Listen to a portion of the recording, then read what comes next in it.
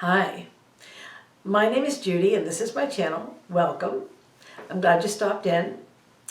Before I get started on today, I'm going to be talking about living in the moment. But before we get started, if you wouldn't hit that subscribe button, I'd really appreciate it.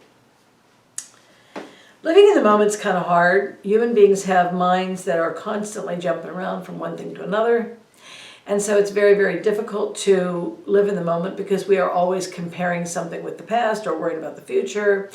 And, you know, being present in the moment is something you actually have to practice doing. Because in the moment, if you're not focusing on what you need to do in that moment, your mind will take you back to what you didn't do yet, what you should have done, you know, and what you have to do in the future and what needs to happen. And, you know, we just don't live now. Our minds are always looking at the past and the future, which is okay because we do have to consider those things, of course, either from the learning experience, you know, in the past, or what we need to do in the future, save for our retirement or whatever. But there are times during our day when it would be a really good idea to release our mind from all the chatter that can be necessary in its own right, but holds us in a place of almost stress or anxiety, you know.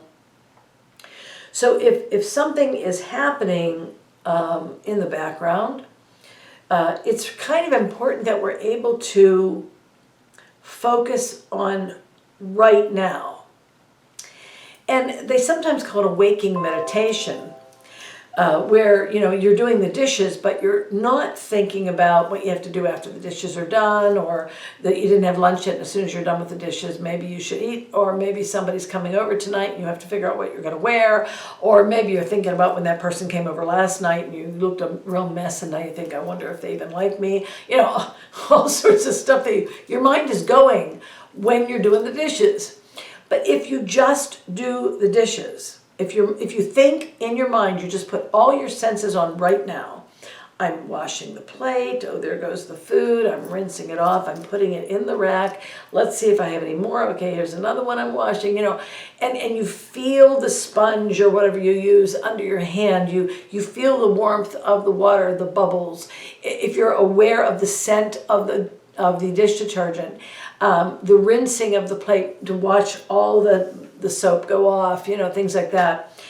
It sounds a little bit weird, but in reality, what it is it's keeping you present in a way that allows you to release all that stuff, at least temporarily. Now, the only other time we do that is when we do an actual sit-down quiet meditation within. And it's still, there's scattered stuff you have to let go of before you can get in sometimes. But that doesn't mean the only time you can meditate is within. You can actually do what, like I said, we call it waking or walking meditation, where, let's say you were taking a walk. Instead of just thinking about where you want to go and what you have to do when you get there, you could be walking and actually feeling the ground under your feet, feeling the breeze on your face, hearing the birds in the trees as you walk by them. And the benefit to that is that it's, again, just releases your physical body from stress for a little bit. And if you practice doing that once a day, twice a day, you're going to find that you'll feel less stressed about the things that you eventually do have to consider. So living in the moment is really about being aware of, really conscious, you know, purposefully conscious of anything that is present right now, all your five senses, and just taking the time to purposefully just think about right now. What am I doing right now? What does it feel like? What does it smell like? You know, what do I hear? Those kinds of things. If it's only for 5 minutes a day at first, it really makes a difference. Eventually, you'll be able to do it a little bit longer. And with every activity you do, you may be able to slip into that state, especially if you're stressed. You know, sometimes people at work are stressing you out, or maybe the work itself is stressing you out. If you can just think, I'm picking up this paper, Okay, I have to type some information, so I'm typing the person's, you say the person's name, I'm typing their address, whatever you're doing. Instead of thinking, oh gosh, I have a big pile of work and I hope I can get this done. One thing at a time. Do it, feel it, be it, and it's done. Your pile gets slower without the worry, or it gets smaller without the worry. And before you know it, you're done. And all you really did was pay attention to what you were doing. Living in the moment.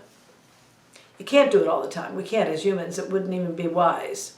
But when you can do it once or twice a day, and especially if you add in a nice quiet meditation, where you go within, you're going to find that you're a much more peaceful person, much more patient person, and the glass will be half full a little bit more often.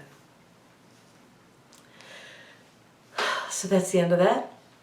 Let me know what you think about what I said. If you have any questions, if you have any comments, I like all that stuff. So let me know what you think. And in the meantime, I do hope you have a wonderful day, and I will be back very shortly with yet another wonderful bit of information for you.